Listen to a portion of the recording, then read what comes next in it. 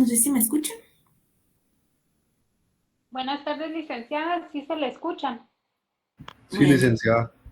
bueno, mucho gusto nuevamente. Estamos acá en una clase de Derecho Procesal Civil 2, ¿verdad? Para continuar un poquito con los temas que hemos estado abordando durante las últimas clases relacionados con los juicios de conocimiento, ¿verdad? Y puntualmente, pues, el juicio oral y el sumario, que fue la última clase que estuvimos abordando, el tema que estuvimos abordando en la última clase, ¿verdad? Un poquito para hacer un pequeño resumen. En la última clase abordábamos específicamente el tema del procedimiento, ¿verdad? Del juicio sumario, cómo era el objetivo de este juicio, ¿verdad? Que la diferencia de el juicio sumario con el juicio ordinario, pues era un poco en cuanto al tema de los plazos, ¿verdad? Nos dimos cuenta que los plazos pues son mucho más cortos a diferencia del juicio ordinario y en cuanto a las etapas pues vemos que efectivamente coinciden, ¿verdad? Muchas de las etapas que se han conocido en el juicio ordinario, ¿verdad? Hablábamos respecto a los asuntos que se tramitan mediante la vía del juicio sumario, estableciendo que nuestro Código Procesal Civil y Mercantil en su artículo 229, pues establece, ¿verdad?, cuáles van a ser esos asuntos que vamos a conocer mediante esta vía. Primero, los asuntos de arrendamiento y desocupación, lo, los asuntos relacionados a la entrega de bienes muebles que no sean dinero, la rescisión de contratos, la deducción de responsabilidad civil contra funcionarios y empleados públicos, los interdictos, ¿verdad? Y el numeral 6 de este artículo nos refería específicamente, ¿verdad?, que vamos a conocer mediante esta vía todos aquellos asuntos que por disposición de la ley o por convenio de las partes pues se deban seguir mediante esta vía, ¿verdad? Hacíamos ahí la anotación específicamente en cuanto a los asuntos que por disposición de la ley pues nos establece que se deben conocer mediante esta vía. Abordábamos algunos aspectos relacionados, ¿verdad?, al tema de administración de bienes de ausentes, así como también de representante de menores, ¿verdad? En cuanto a la oposición de alguno de esos aspectos, pues nuestro Código Procesal Civil y Mercantil establece que cuando haya oposición, pues se va a dilucidar esta oposición mediante el juicio de sumario, ¿verdad? Entonces, ahí hacíamos las anotaciones del artículo 413 y 416 del Código Procesal Civil y Mercantil. Asimismo, pues les refería que otro de los asuntos o los asuntos en base que se conocen mediante esta vía es todos aquellos asuntos relacionados a temas mercantiles, ¿verdad? Y hacíamos alusión específicamente al artículo 1039 que nos establece, ¿verdad?, que los asuntos netamente en cuanto a temas mercantiles, ¿verdad?, que desarrolla el Código Mercantil, pues se van a tramitar mediante la vía del juicio sumario, ¿verdad? Entonces, ahí hacíamos las anotaciones, dejando también la salvedad de que por disposición o por convenio de las partes, ¿verdad?, previamente pactado, pues también algún asunto que debía conocerse por la vía ordinaria, pues puede someterse a conocimiento mediante el juicio sumario, ¿verdad? Eso es importante porque vamos a ver que en algunos de los efectos específicamente de los recursos, ¿verdad?, cobra alguna importancia cuando existen asuntos que previo convenio, ¿verdad?, entre las partes se hayan seguido por esta vía y que conocía o debía ser conocido mediante el juicio ordinario, pues nuestro ordenamiento jurídico establece que en este caso, pues sí aplica casación, ¿verdad?, mediante el establecimiento de que el asunto originariamente pues se debía conocer mediante la vía del juicio ordinario y en este caso sí aplica la casación. De lo contrario, por regla general, mediante la aplicación de los procedimientos de juicio sumario, establecíamos que en cuanto a recursos, ¿verdad?, solo eran apelables aquella resolución que resuelvan, ¿verdad?, la sentencia, así como que resolvieran el tema de las excepciones, ¿verdad? Excepciones previas. Entonces, esas eran algunos de los puntos que hacíamos alusión. También referíamos que mediante lo establecido en el artículo 230, ¿verdad? Nuestro código pues establece que pueden ser aplicables, ¿verdad?, todas aquellas disposiciones del juicio ordinario en cuanto no contravengan, ¿verdad?, la naturaleza misma del proceso de juicios sumarios, ¿verdad? También establecíamos algunos requisitos, ¿verdad?, en cuanto al tema de la demanda. Hablábamos que aquí, al igual que en el primer escrito del juicio ordinario y el juicio oral, pues se debían tener muy presentes, ¿verdad?, el artículo 116. También, pues, otros aspectos relacionados a el artículo 107, 61, 63 y 71 del Código Procesal Civil y Mercantil.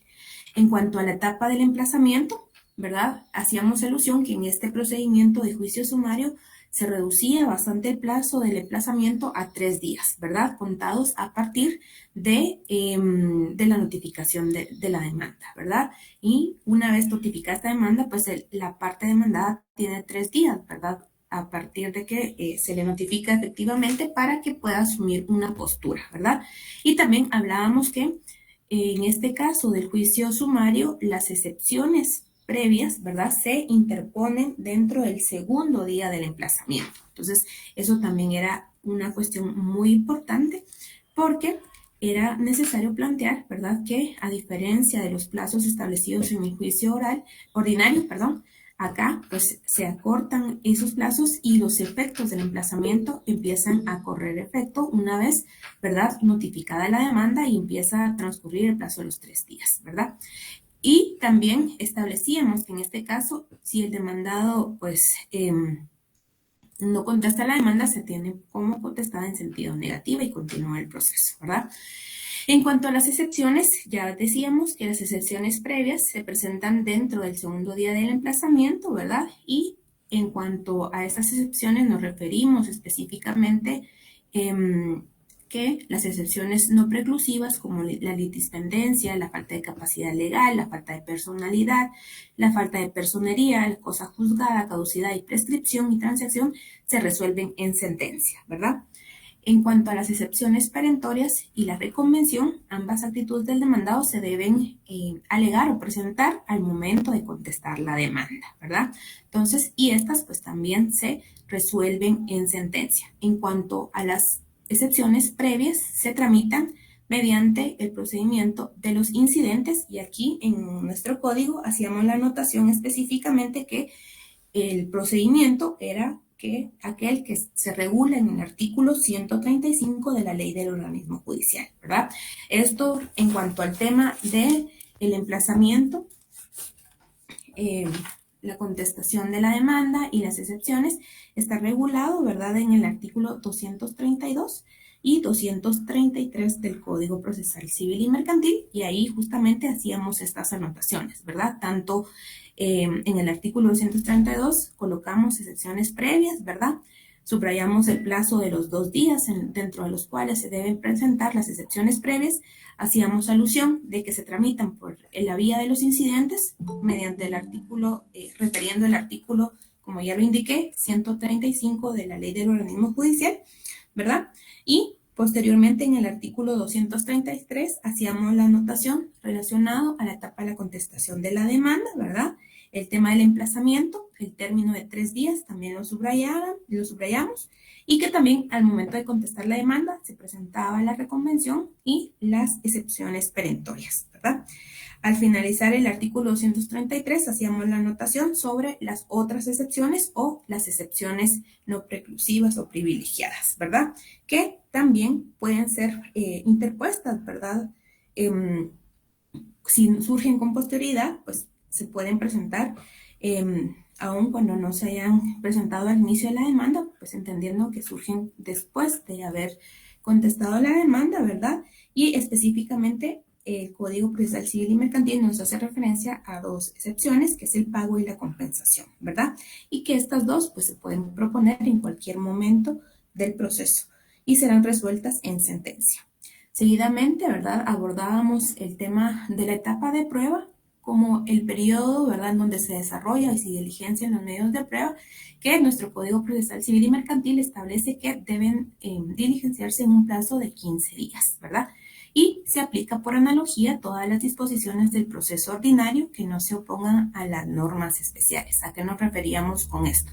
a que en la mayor cantidad posible de medios de prueba que se puedan diligenciar durante este plazo, pues ese va a ser el objetivo, ¿verdad? Diligenciarlos dentro de los 15 días. Y como manera excepcional, pues dar un periodo, ¿verdad? Prolongado en aquellos medios de prueba que, pues por su naturaleza no se puedan lograr diligenciar, ¿verdad? Solo una vez esta prórroga, ¿verdad? Tal como lo establece el, el procedimiento ordinario, ¿verdad? Digamos que solo puede darse una prórroga en la medida de lo posible, reducir, ¿verdad?, la cantidad de audiencias en cuanto al diligenciamiento de prueba a una sola, ¿verdad?, dentro del plazo establecido. También establecíamos este tipo de procesos si se plantea la etapa de vista, ¿verdad? Y la vista se realiza en un plazo no mayor de 10 días contados a partir del vencimiento del periodo de prueba, ¿verdad? Y una vez realizada la vista y vertidos los alegatos de las partes, se procede a la etapa de la sentencia y esta debe pronunciarse dentro de los 5 días siguientes al realizarse la vista. Tanto la vista como la sentencia se encuentran regulados en el artículo 234, ¿verdad? En donde pues establece específicamente el artículo 234, prueba, vista y sentencia. El término de prueba será de 15 días, ¿verdad? Hacemos la anotación de ese plazo de 15 días. En el siguiente párrafo establece la vista se verificará dentro de un término no mayor de 10 días, ¿verdad? Hacemos la anotación de ese plazo de 10 días y finalmente la sentencia debe pronunciarse dentro de los 5 días siguientes, ¿verdad? Entonces también hacíamos la anotación ahí de los 5 días siguientes para dictar sentencia. Asimismo, el artículo 235 nos refiere, ¿verdad?, puntualmente lo relacionado a los recursos y cómo debe aplicarse estos al procedimiento de juicio sumario. En ese sentido, el artículo 235 establece que proceden todos los recursos con excepción de casación, ¿verdad? Salvo que el proceso se hubiera desarrollado en esta vía por convenio celebrado de las partes, que era uno de los efectos, ¿verdad?, que establecíamos puntualmente cuando se convenga, ¿verdad?, por las partes un procedimiento que por su naturaleza debía conocerse mediante la vía del procedimiento ordinario, pero para agilizar y previo acuerdo común de ambas partes se decidió dilucidar por la vía del juicio sumario. En ese sentido, en esos casos, ¿verdad?, si se plantea o ve la necesidad de plantear el recurso extraordinario de casación, sí procede únicamente en esos casos excepcionales, ¿verdad? Y si no, pues como lo indica en los asuntos que nos desarrolla el artículo 229, ¿verdad?, del 1 al 5, no aplica casación y únicamente, ¿verdad?, puede plantearse o interponerse apelación de las resoluciones que no sea de la sentencia, ¿verdad? Y si se incurre en alguna falta o sea, se plantea la apelación, ¿verdad?, de forma maliciosa, pues se puede incurrir en una multa, ¿verdad?, de 25 quetzales a la persona que maliciosamente lo haya interpuesto, ¿verdad? Y asimismo se aplica apelación a la sentencia que resuelve el procedimiento de juicio sumario. Entonces, ahí en el artículo 235 hacíamos la anotación, ¿verdad?, de ver artículo 231, segundo párrafo, y el artículo 231, pues también hacíamos la anotación, ¿verdad?, de ver artículo 235. En ese sentido, eso era lo que terminábamos, ¿verdad?, de ver en la clase pasada relacionado a las etapas del juicio sumario. Hasta aquí, no sé si hay alguna duda de lo que hemos planteado, si hay algún comentario. Si no, continuamos con los asuntos particulares que se tramitan mediante esta vía.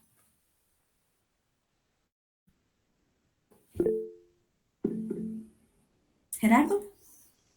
Sí, licenciada, yo en el 235 mencionaba de que se pueden aplicar todos los recursos salvo casación, pero ese no era, según el 231 que estábamos también pues citando, dice que habrá lugar también casación. No, por eso Me confundieron explicaba, un poco. ¿verdad? Si se da cuenta, el artículo 231 nos dice que aplica casación únicamente en los asuntos que por disposición de la ley no se necesitaban tramitar por la vía del juicio ordinario, ¿verdad? Pero por convenio de las partes hayan decidido someterlo, digamos, a juicio sumario. Por ejemplo, la deducción de daños y perjuicios, ¿verdad? La deducción de daños y perjuicios se conoce mediante la vía ordinaria, pero digamos que usted y yo convengamos que este asunto lo vamos a tramitar por la vía del juicio sumario, ¿verdad?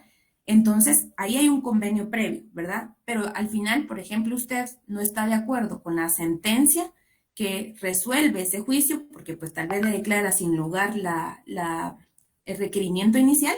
Usted, como es un asunto que se debía conocer, ¿verdad? Mediante la vía del juicio ordinario, sí aplica casación en ese caso, ¿verdad? Solo en ese caso. Y en los asuntos del 1 al 5 que establece nuestro Código Procesal Civil del 229 no aplica casación, ¿verdad? Únicamente apelación y pues en algunos de los casos si uno quisiera pues plantear algún tipo de nulidad, ¿verdad? Lo puede hacer, ¿verdad? Que son remedios procesales. No sé si ahí aclaramos la duda, Gerardo. Sí, me lo explica mucho más detalladamente. De hecho, muchas gracias, Sí. licenciada. Va. No sé quién más tenía la mano levantada. Kevin, creo. Sí, licenciada, era yo. Solo, no sé si me ayuda, no sé si apunté bien.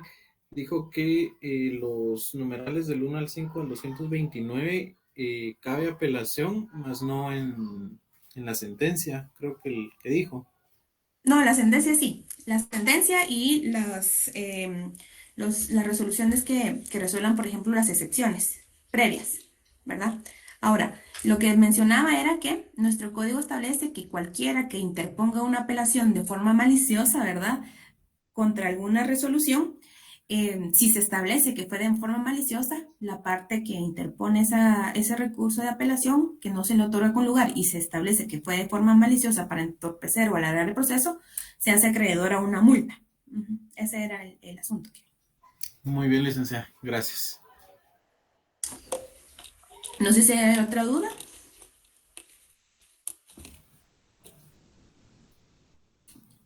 Bueno, pasamos entonces ahora a los asuntos puntuales que se conocen mediante este procedimiento de juicio sumario.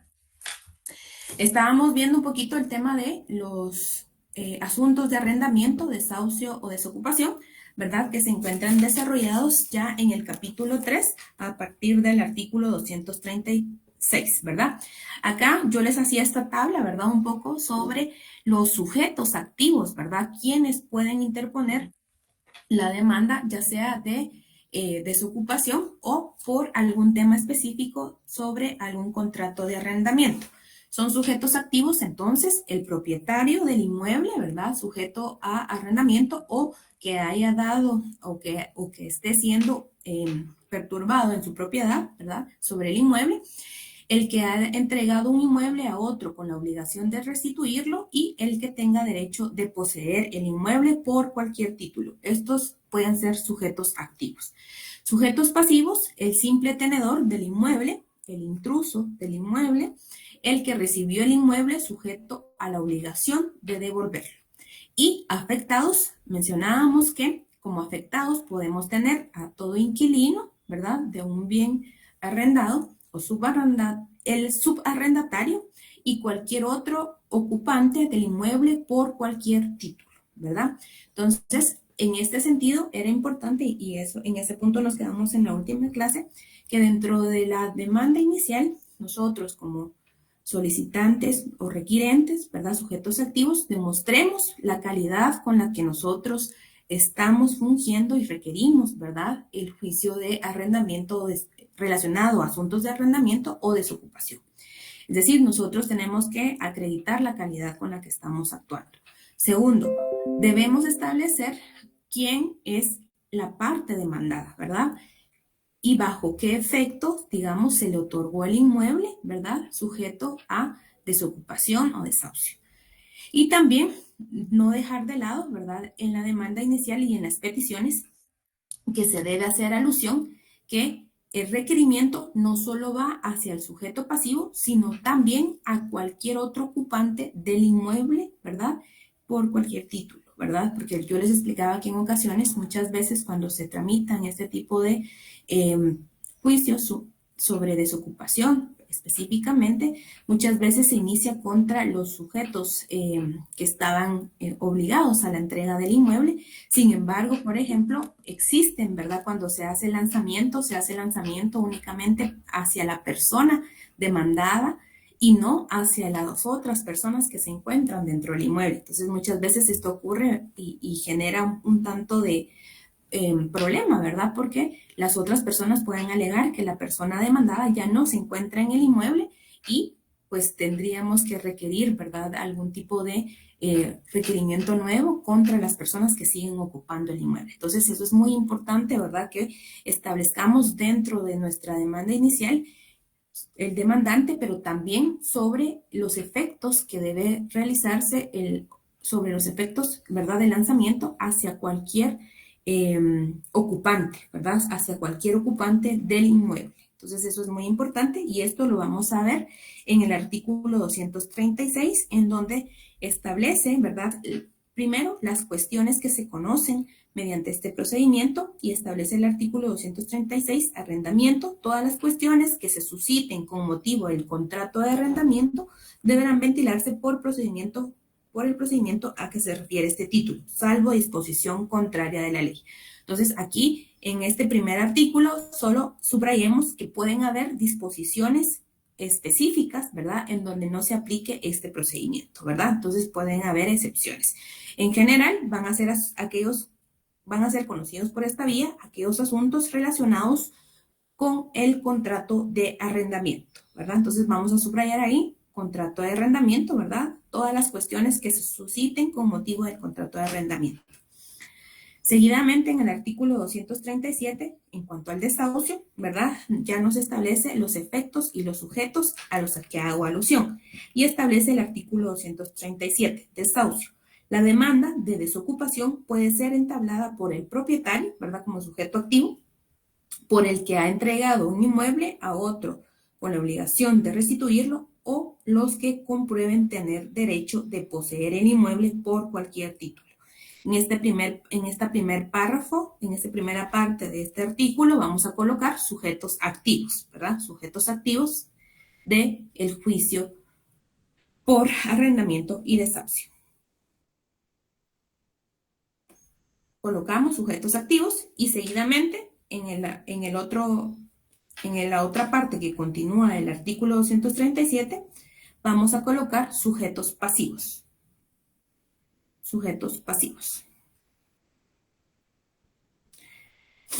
Y seguidamente, en el artículo 238 vamos a marcarlo como súper importante porque es a lo que me refería sobre las personas afectadas por la solicitud de desocupación o desahucio.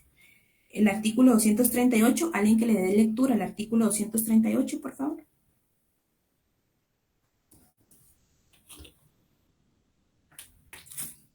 Artículo 238. Personas afectadas por el desahucio. El desahucio afectará al inquilino, a los subarrendatarios y a cualesquiera otros ocupantes del inmueble por cualquier título. A estos efectos, el inquilino se considerará representante de todas las personas mencionadas en el párrafo anterior, bastando que se haga a él las notificaciones. Gracias, Ninel. Si se dan cuenta, esto era lo que les refería, ¿verdad? Sobre los efectos y hacia quiénes, ¿verdad?, también debe aplicarse esos efectos del desahucio y la desocupación. Siempre es importante que ustedes tengan presente este artículo en cada una de las demandas que ustedes vayan a entablar y específicamente establezcan, ¿verdad?, dentro de su requerimiento inicial que se debe hacer alusión, ¿verdad?, a todas aquellas personas ocupantes del inmueble por cualquier título y que pues puedan ser representados, ¿verdad?, a través de la persona demandada, ¿verdad? Entonces siempre es hacerle alusión a este efecto de hacia quienes, ¿verdad?, se quiere que también aplique los efectos del desahucio y la desocupación. Entonces ahí hacemos esa anotación muy importante sobre los afectados también por la desocupación. Algunas particularidades de este proceso. ¿verdad? Vamos a establecer que en este tipo de asuntos que se conocen mediante el juicio sumario, en cuanto a las medidas precautorias, ¿verdad? El actor puede pedir el embargo de bienes y el juez deberá decretarlo preventivamente. Entonces aquí mucho ojo, puede aplicar embargo de bienes como medida precautoria. Y eso lo encontramos en el artículo 239, medida precautoria, ¿verdad? Puede aplicarse el embargo como medida precautoria.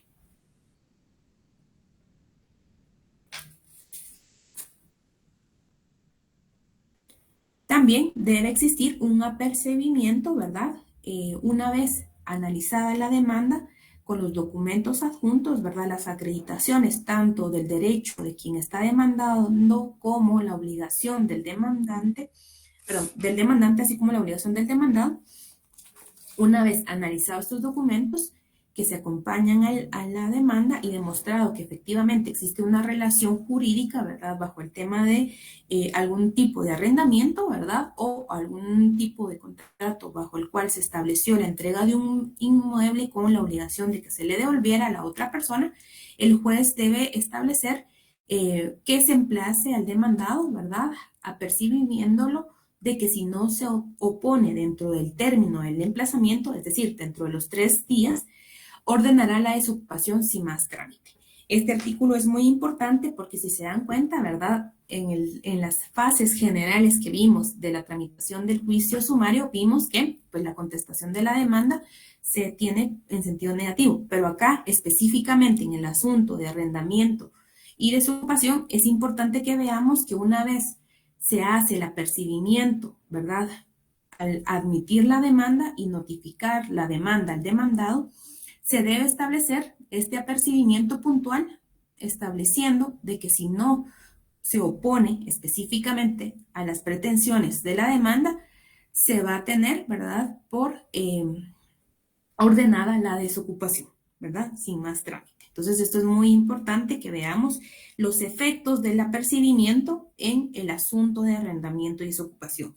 Y esto lo vamos a colocar en el artículo 240, apercibimiento y desocupación. Vamos a colocar ahí apercibimiento y desocupación, artículo 240.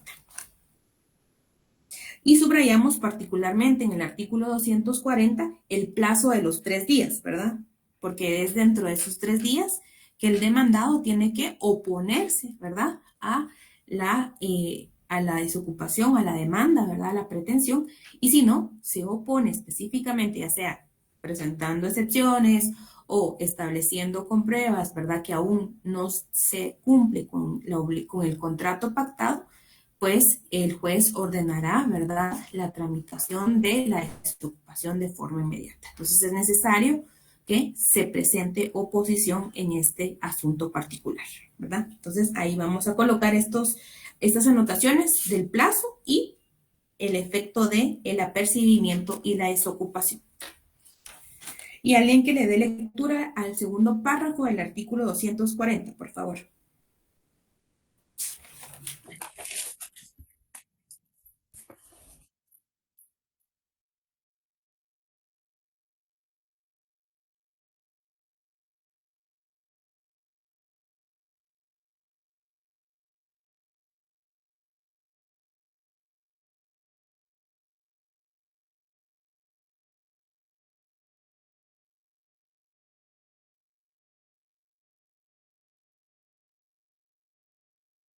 Sí.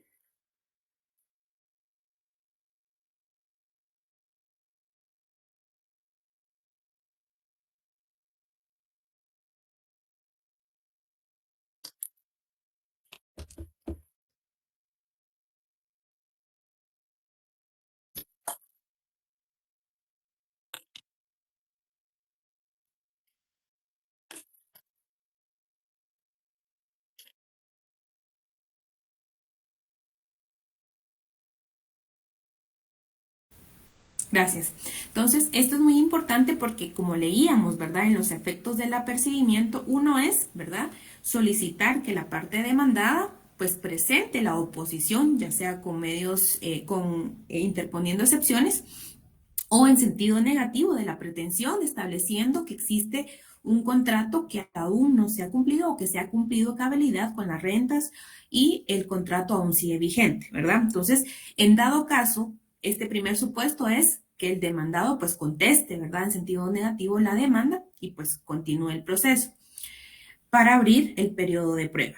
Ahora, si el demandado dentro de los 3 días del emplazamiento no se opone a la demanda, segundo supuesto, ¿verdad?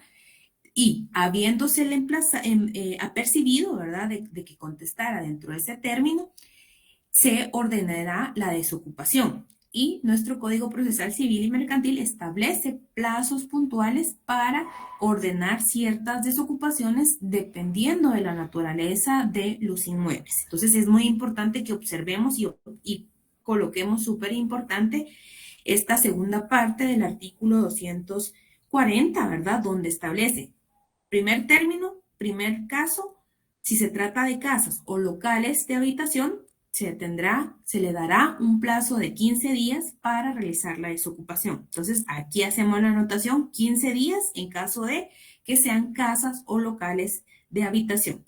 Segundo plazo, 30 días si se trata de establecimientos mercantiles o industriales. Entonces, ahí anotamos el plazo con un color distinto, 30 días si es establecimientos mercantiles o industriales. Y 40 días si se trata de fincas rústicas. Entonces, vamos viendo si dependiendo de la naturaleza del inmueble, si la persona demandada no se opone, se decreta la desocupación dando y fijando los términos establecidos según la naturaleza del inmueble que se trate, ¿verdad? Y acá algo muy importante es que estos términos son irrenunciables e improrrogables, ¿verdad? Una vez decretada la desocupación, yo como demandado no puedo solicitarle al juez, ¿verdad? Que me dé otro tiempo porque no ha terminado de desocupar el inmueble, sino bien, como establece el Código Procesal Civil y Mercantil, son plazos irrenunciables e improrrogables y no pueden ser prorrogables. En cuanto a la última parte del artículo 240, nos establece que si los documentos acompañados a la demanda, es decir, donde se fija el contrato de arrendamiento o el contrato por el cual se otorgó un bien inmueble con la obligación de que la otra parte lo entregue, estuvieran en documentos privados, es decir, no están en escrituras públicas, sino en documentos privados, y que estos pues se harán efectivos, ¿verdad?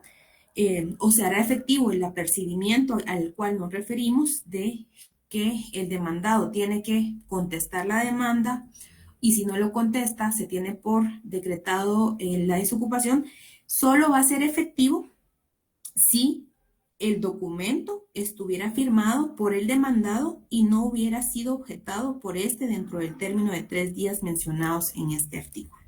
Es decir, si existe la responsabilidad establecido en un documento privado, podemos ver, ¿verdad?, que una de las posturas del demandado puede ser objetar ese documento privado, ¿verdad? Al momento de contestar la demanda, objetar ese documento privado y establecer, ¿verdad?, que posiblemente no haya sido, ¿verdad?, efectivamente puesto de su conocimiento ese documento privado, ¿verdad?, o el plazo establecido en ese documento privado.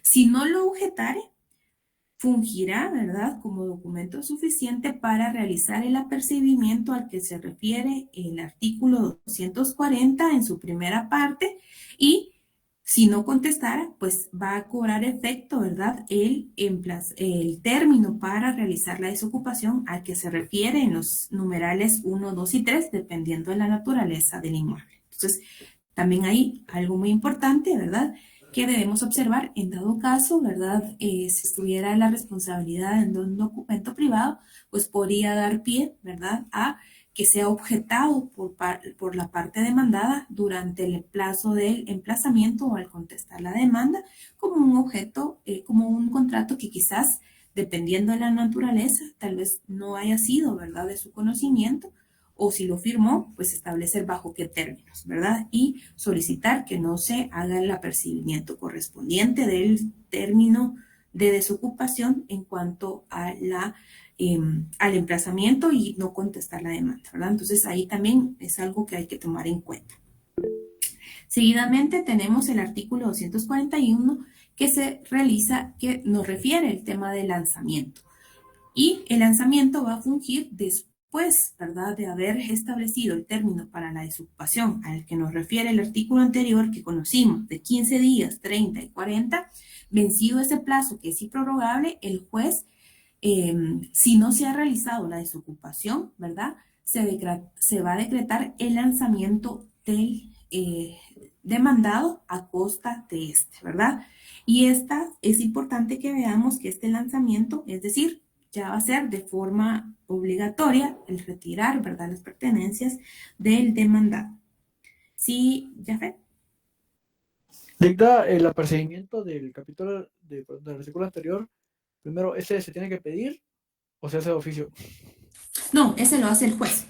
Y igualmente, si, digamos, no En nuestra comparece, demanda lo podemos hacer ver, ¿verdad? Como puntos específicos, al igual que si nosotros quisiéramos que se trabara medida precautoria de embargo, pues también lo podemos hacer en cuanto a las peticiones generales, ¿verdad? Pero pues es de conocimiento del juez que en estos casos, al momento de admitir si todo va ajustado a los títulos, tanto del actor como de la parte demandada, y si se sostiene que existe una responsabilidad, el apercibimiento se hace de forma oficiosa, ¿verdad? ok. Y así, por ejemplo, cuando digamos que el demandado no contesta en en el término del emplazamiento, ¿también ya se hace de oficio o eso también se pide?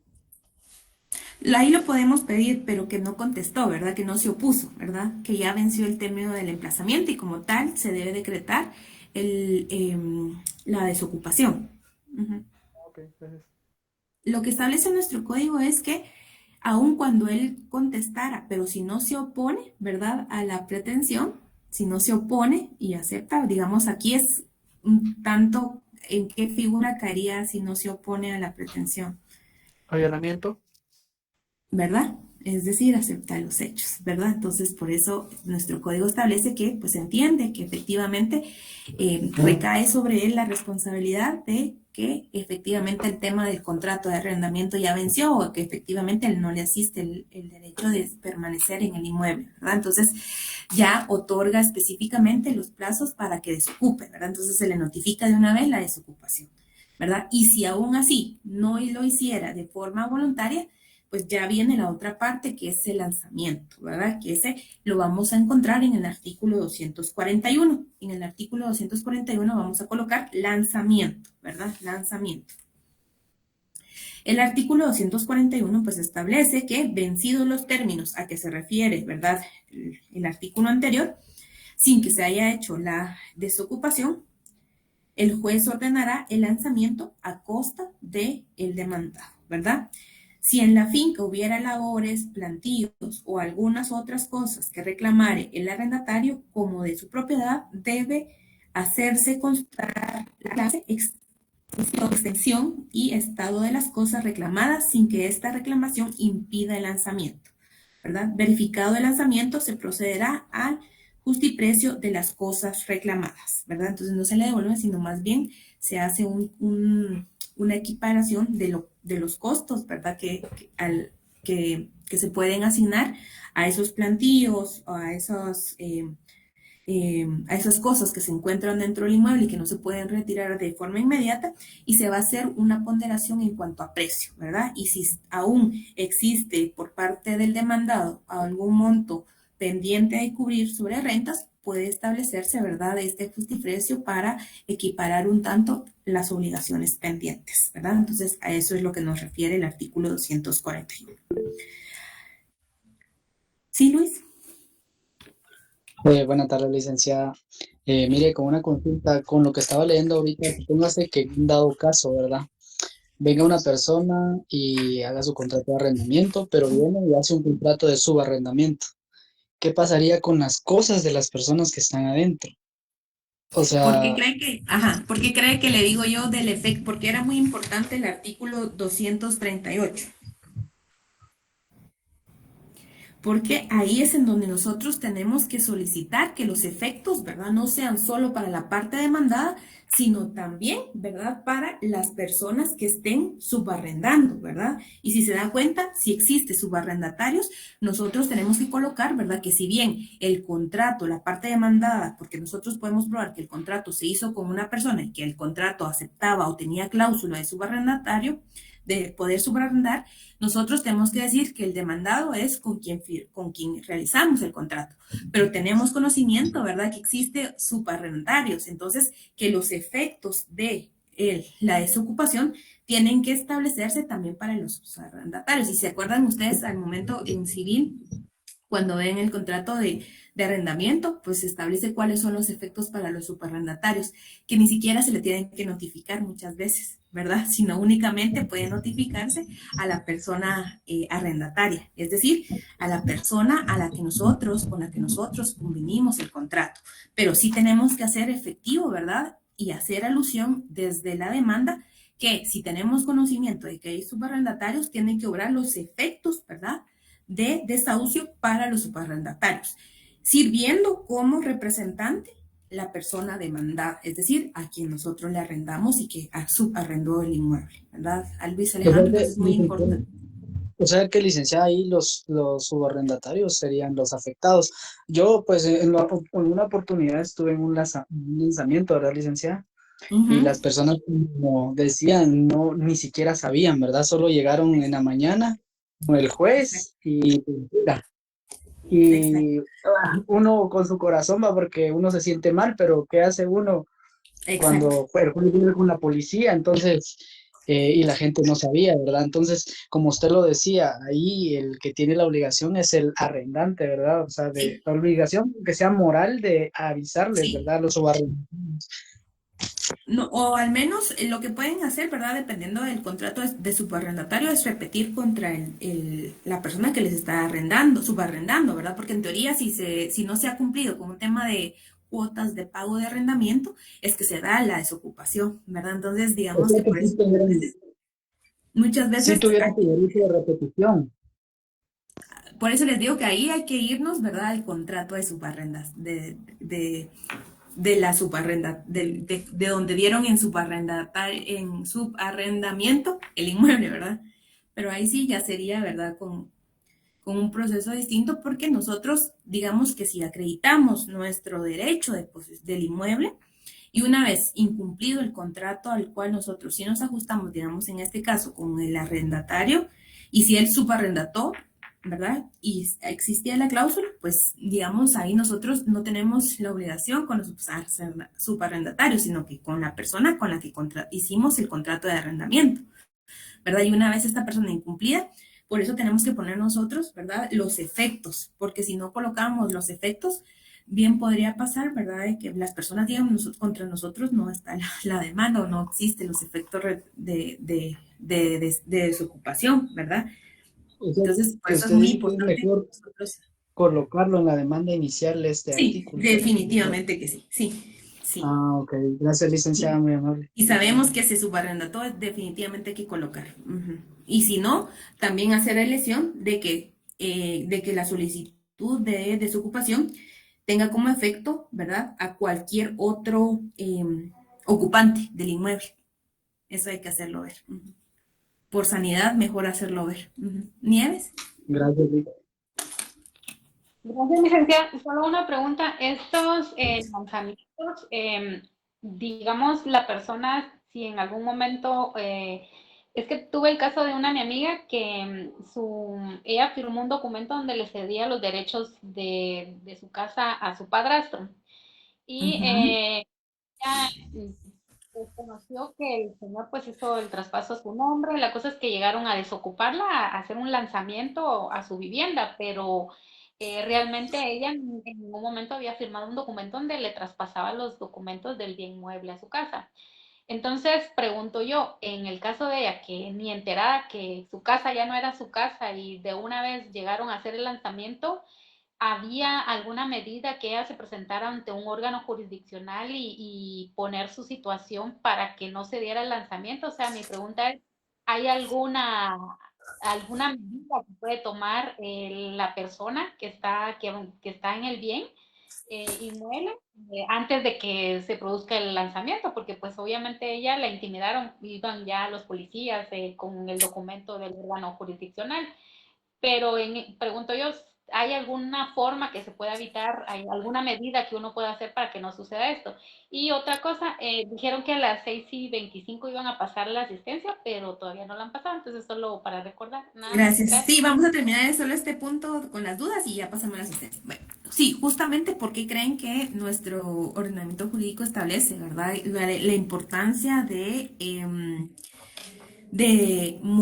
contestar la demanda, porque a ella me imagino que le notificaron. Ahora, si no le notificaron, ahí habría que plantear una nulidad, ¿verdad? Porque ella no fue notificada de la demanda inicial. Una vez notificada, ahí era donde ella podía hacer uso de su derecho, ¿verdad? Al momento de oponerse, ¿verdad? Oponerse y mostrando el título, ¿verdad? Donde ella específicamente, pues, argumentara su posesión, ¿verdad? Del inmueble, su derecho de posesión. Y ahí, por eso también, si se da cuenta, ¿verdad? Ahí también ella podía alegar, oponerse, ¿verdad? Al documento que hubieran alegado o que se le hizo el traspaso a la otra persona, ¿verdad? O bien redaguirlo de nulidad, ¿verdad? En dado caso no haya firmado ese documento, ¿verdad? Pero sí era momento en el cual, en el momento de contestar la demanda, ¿verdad? Ahí era donde ella tenía que oponerse, ¿verdad? A la pretensión y al contrato que figuraba como poseedora a la otra persona, entiendo, ¿verdad? Entonces ahí es la importancia de contestar, ¿verdad? Y oponerse específicamente a el documento bajo el cual se pretende, ¿verdad?, ejercer un título de la otra persona, o bien redarguirlo de nulidad si existía alguna cuestión que no haya sido del conocimiento de ella, ¿verdad? Pero ahí sí no dejar pasar, ¿verdad?, el tema de la demanda, y si no contestó, ese es el problema, ¿verdad? Porque si se da cuenta, eso es lo que prevé nuestro Código Procesal Civil, el otorgar un plazo y de una vez vencido ese plazo, ordenar el lanzamiento casi que obligatorio, ¿verdad? Pero también, dependiendo del caso, ella podía también haber planteado una demanda o contestar la demanda en el sentido de demandar, ¿verdad? Contrademandar la reconvención, para plantear, ¿verdad?, que ella tenía el derecho bajo la vía que correspondía y conocer el proceso mediante el procedimiento quizás ordinario para dilucidar ese asunto, ¿verdad? Y no necesariamente mediante el proceso sumario en el cual entiendo que fue afectada ella, ¿verdad? Pero sí, la importancia es al momento de contestar, ¿verdad? Oponerse, presentar alguna excepción, ¿verdad? O tal vez falta de capacidad legal, no sé, se me ocurre, ¿verdad? Habría que analizar el caso concreto, pero digamos que en términos generales, la etapa para defenderse, si quiere verlo así, es al momento de contestar la demanda, ¿verdad? Y oponerse. Muchas Entonces, no gracias. sé si, ajá, entonces si quieren, ahorita que estamos a las 6:35, vamos a dar 5 minutos para que llenen el formulario de asistencia. Seguimos con el tema hoy va a ser el tema de juicio de arrendamiento y desocupación, para que lo llenen en el formulario. 5 minutos.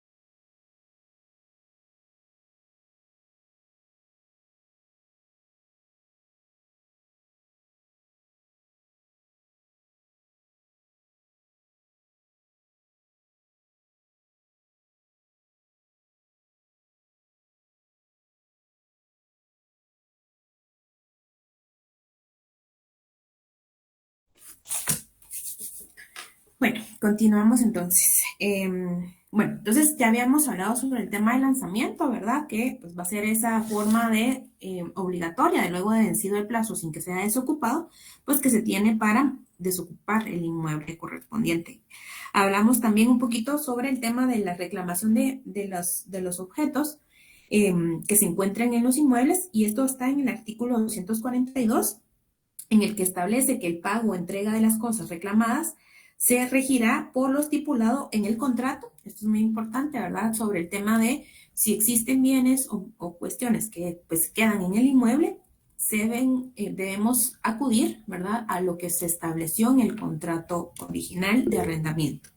A falta de esto, acá vamos a subrayar, ¿verdad?, que se va a regir por lo dispuesto sobre mejoras en las leyes que regulan las obligaciones y contratos. Entonces nos tenemos que referir de forma general al tema de mejoras relacionados a las leyes particulares o bien en cuanto al tema de obligaciones y contratos. Diego. Buenas noches, licenciada.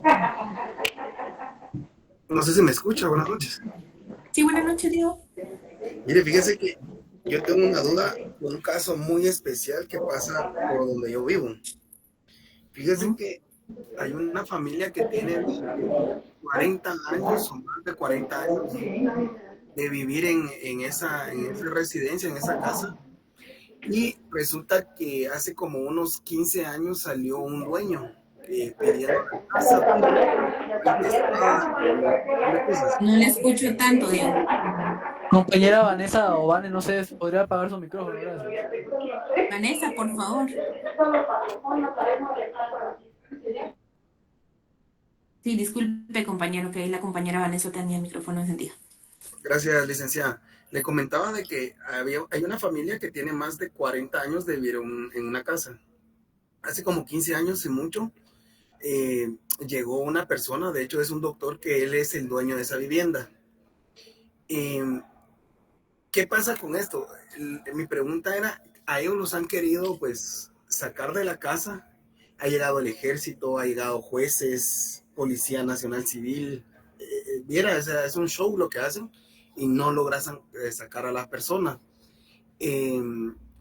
¿Por qué se da esto? O sea, mi pregunta es por qué, digamos, hay hasta videos, porque los han subido a Facebook, a TikTok, donde constantemente han llegado, como le digo, el ejército incluso.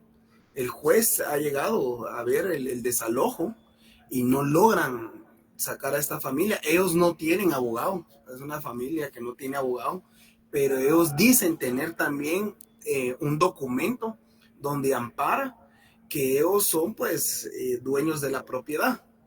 Pero la otra parte también tiene otro documento. Al final eso se ha ido así escalando, donde ya no saben, o sea, ellos ya no saben qué hacer, porque siempre los han querido sacar.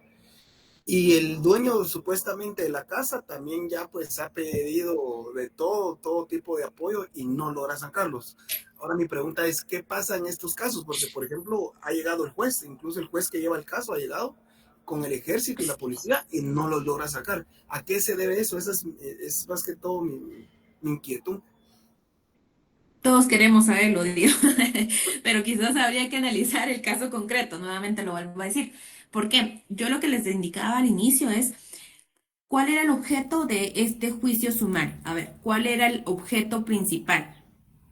Dijimos que tiene relación con, si el nombre mismo dice arrendamiento y desocupación, es porque existe, ¿verdad?, un contrato previo, es decir, yo con usted, por ejemplo, yo celebro un contrato de buena fe, de buena voluntad, con obligaciones, ¿verdad? Con lo que se establece un pago, ¿verdad? De lo que implica un arrendamiento, pero resulta que usted al final no cumple con una de esas cláusulas, dígase, no cumple con el pago, ¿verdad? De las cuotas, se atrasa con las cuotas, ya no quiere devolver el inmueble una vez finalizado el plazo en el que se establece el contrato y que no pactamos, ¿verdad? Que se volviera a ampliar ese contrato y usted simplemente no quiere, ¿verdad? Ese es el objeto del juicio sumario. Es decir, nosotros establecimos cuál era la naturaleza del cual yo le entregué el inmueble, digamos, ¿verdad? Aquí no hay otro asunto más allá que las cláusulas pactadas previamente por un contrato de arrendamiento o bien por un otro contrato que no necesariamente sea arrendamiento, pero que haya establecido, ¿verdad?, la obligación tanto mía como suya, ¿verdad?, de que yo le prestaba, si quiere verlo así, mi inmueble para que usted lo usara durante un tiempo determinado y que pues devolviera. No es una compraventa, digamos, no se está peleando la posesión como tal o la alegación de un derecho suyo hacia mi inmueble, sino únicamente estamos relacionando el tema de un contrato previo, ¿verdad?, de arrendamiento o bien la entrega para que usted hiciera uso durante un tiempo bajo cláusulas específicas de un inmueble que no hay duda que es de mi propiedad, ¿verdad? A eso nos referimos con el juicio de arrendamiento y desocupación. Ahora, no dudo, ¿verdad?, que haya una cuestión ahí en ese caso, ¿verdad? Habría, como le vuelvo a decir, esto va a ser netamente percepción mía, pero no dudo que en ese asunto quizás haya una cuestión más allá litigiosa que no necesariamente, ¿verdad? No creo que esta persona al inicio les haya arrendado, si ya tanto tiempo, no creo que haya un contrato de arrendamiento, ¿verdad? Sino quizás ahí exista, ¿verdad?, un conflicto entre verificar quién tiene el justo título de que establezca ese derecho de propiedad y de posesión, ¿verdad? Pero alegando la propiedad más allá del derecho de posesión o establecer un tiempo de... Acuérdense que un juicio ordinario, ustedes ya lo van a ver en la práctica, son juicios bastante largos, ¿verdad? En donde si usted no hace un requerimiento concreto, ¿verdad? Y eso era lo que yo les decía, ¿verdad? También la importancia de que ustedes al momento de realizar una demanda, al momento de establecer una pretensión, sean claros, ¿verdad?, sobre los efectos que requieren de esa demanda, porque pues el juez va a resolver sobre lo que ustedes le piden, ¿verdad? Entonces, si usted no identifica a la persona, por ejemplo, de forma correcta, o por ejemplo, en estos casos, usted solo identifica la parte actora con la cual usted celebra el contrato y hay subarrendatario, como decía el compañero en el ejemplo anterior, y usted no hace mención que también deben correr esos efectos para el subarrendatario, digamos que los subarrendatarios podrían plantear algo, ¿verdad?, para decir, momento, no me aplica a mí, ¿verdad? Entonces, digamos que ahí es donde rige la importancia de que nosotros, pues, sepamos pedir, por así decirlo, ¿verdad?, para que el juez resuelva conforme a esto. En el caso que menciona Diego, quizás ahí, ¿verdad?, no es mi percepción, no conozco el caso, pero quizás no se trate de una cuestión netamente de un juicio sumario de desocupación per se, sino que quizás haya un asunto más allá en el cual se esté estableciendo el tema de la propiedad, ¿verdad? O quién tiene ese título de propiedad, Diego, ¿verdad? Y que quizás en su momento se hayan pretendido medidas precautorias, ¿verdad? Pero que no haya un operado, ¿verdad?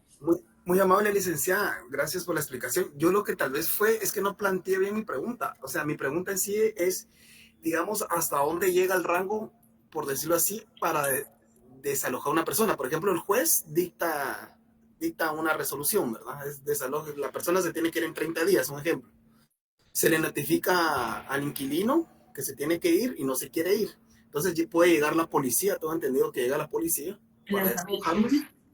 Y si aún así no quiere, ¿hasta dónde puede llegar eso? Porque como les decía, yo vi a esta gente que llegó hasta el ejército incluso, y llegó hasta el... Sí, pero por eso le decía, es que el tema del lanzamiento es dentro del juicio sumario, ¿verdad? Es decir, ya tengo el establecido de que la propiedad no es de ellos, o sea, no están cumpliendo, sino simplemente ahí ya se utiliza el lanzamiento como una medida coercitiva y ya es a la fuerza, ¿verdad? Pero pueden poner peros, por ejemplo, si la fuerza, aun cuando esté el ejército ahí, aunque esté lo que quiera que esté, pero si, por ejemplo, usted en su petición inicial solo se refirió a una persona y existen otras personas a las cuales usted no hizo mención y la orden judicial de lanzamiento solo está dirigida a una persona y pueden justificar esto, porque ha pasado muchas veces que ya está la policía, ya están todos ahí y le dicen, pero esta persona ya no vive aquí y la orden está girada para esta persona.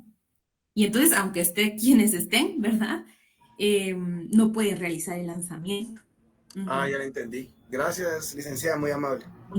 Por eso les decía, ¿verdad? Es la importancia de mencionar en su demanda a ustedes esto. ¿Por qué creen que les pongo los sujetos activos, pasivos y afectados? Porque ustedes tienen que establecer en la demanda no solo al sujeto pasivo, sino establecer y adelantarse a cualquier situación y de indicar, ¿verdad?, que estos efectos sean a cualquier ocupante del inmueble, ¿verdad?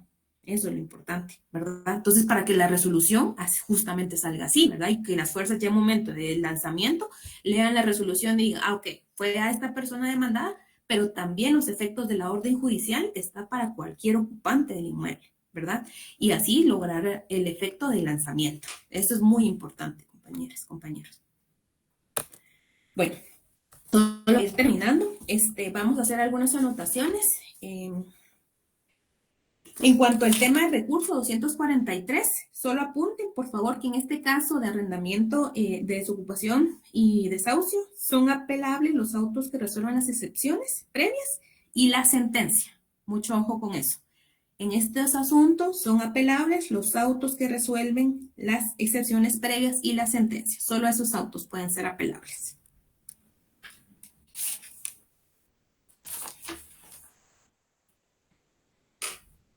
Y vamos a colocar en el capítulo 4, ya vamos a poner numeral 2, que es el asunto 2, ¿verdad? Que se conoce mediante esta vía, que es la entrega de cosas.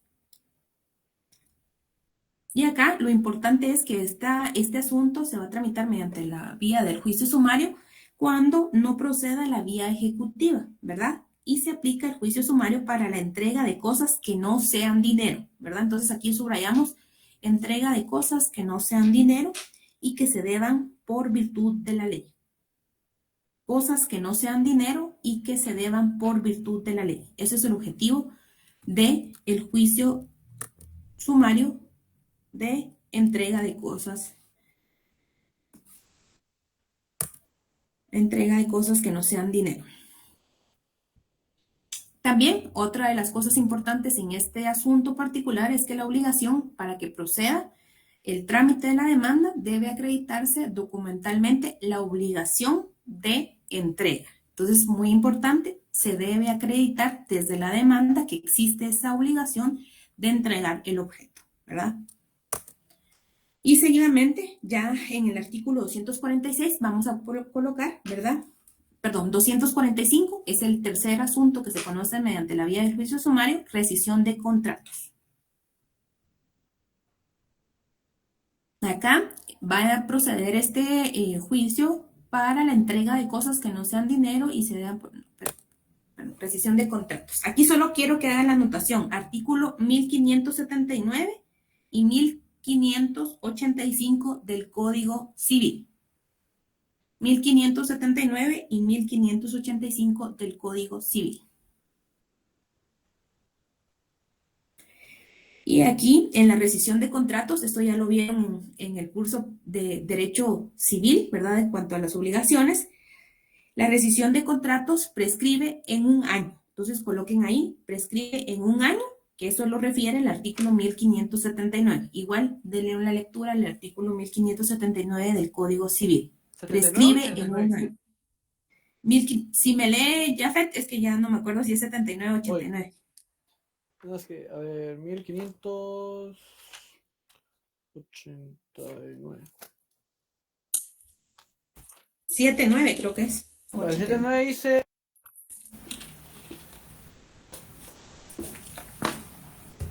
No se le escucha, Jafet. Dice que los contratos válidamente celebrados pendientes de cumplimiento pueden rescindirse por mutuo consentimiento o por declaración judicial en los casos que establece este código. Ese es el 1579. ¿Mm? Muy bien. Entonces, no tiene esa es la plazo. Si quieren, les doy el plazo después, el fundamento del plazo. Pero si quieren, entonces ahí, 1579, rescisión de contratos, y 1585 del Código Civil. Es el 1585 el plazo que dice la acción para pedir la rescisión dura un año. Ahí está. Contado Sí. desde la fecha de la celebración del contrato, salvo que la ley fije otro término en casos especiales. Bueno, entonces ahí está el plazo, en el 1585, un año. Entonces acá la rescisión de contratos va a ser, ¿verdad? Cuando el acreedor pues ha cumplido por su parte en un contrato y puede solicitar la rescisión del mismo, ¿verdad? Ante juez y por la vía sumaria o bien por el ordinario. Este es un caso particular que, contrario a los otros casos, este es un asunto que se conoce mediante la vía sumaria, pero también si consideramos nosotros que existe otros puntos que abordar, pueden ser sometidos mediante el procedimiento del juicio ordinario. Stephanie. Buenas noches, licenciada. Disculpe solo con una duda porque no escuché. El artículo 1585, ¿con cuál hay que relacionarlo? 1585 es el plazo de un año, Stephanie. No hay que relacionarlo, Igual. solo señalar el plazo. Bien, con el 1579 y los dos del Código Civil, que nos refiere a la rescisión de contratos. Muchas gracias, licenciada. Entonces, si quieren, hacemos esas dos anotaciones y específicamente en el 245, que en este caso podrá también optarse por la vía ordinaria, ¿verdad? Que aun cuando la ley establezca que es un asunto que se conoce mediante la vía del juicio sumario, podemos optar por conocerlo a través del procedimiento ordinario. Entonces, ahí dejamos estos dos asuntos, ya solo nos queda la responsabilidad de funcionarios e interdicto para la siguiente clase y terminamos el tema de los juicios particulares para entrar solo al juicio arbitral y ahí terminaríamos el contenido para esta primera evaluación. Entonces, aquí lo dejamos, compañeras, compañeros, y nos vemos el siguiente lunes en la universidad. Muchas gracias. Gracias, licenciada. Salami.